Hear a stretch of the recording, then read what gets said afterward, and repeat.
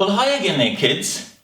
Today I've got a really fun little storybook about all the animals in the jungle and about a fun little event they have once a year in Africa.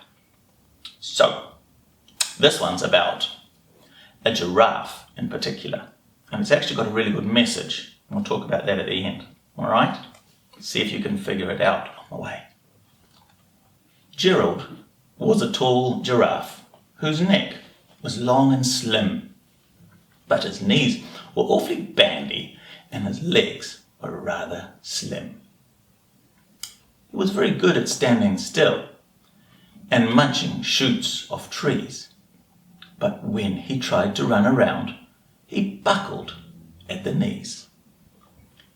Now, every year in Africa, they hold a jungle dance where every single animal turns up to skip and prance.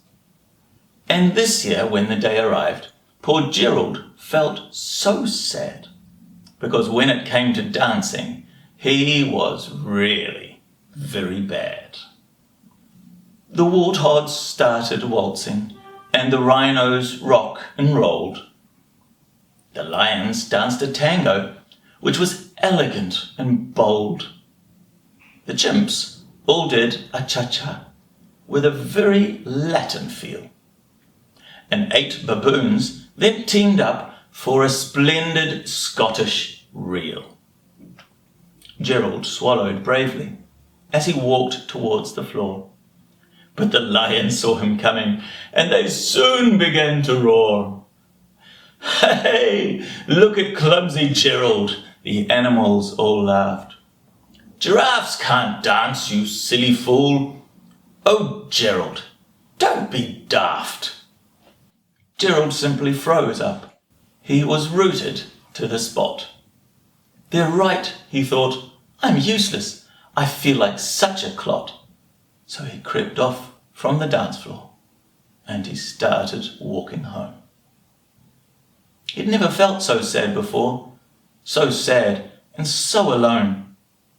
Then he found a little clearing and he looked up at the sky. "The moon can be so beautiful," he whispered with a sigh. "Excuse me," coughed a cricket, who'd seen Gerald earlier on. "But sometimes when you're different, you just need a different song. Listen to the swaying grass and listen to the trees. To me, the sweetest music is those branches in the breeze." So imagine that lovely moon is playing just for you. Everything makes music if you really want it to. With that, the cricket smiled and picked up his violin. Then Gerald felt his body do the most amazing thing. His hooves had started shuffling, making circles in the ground.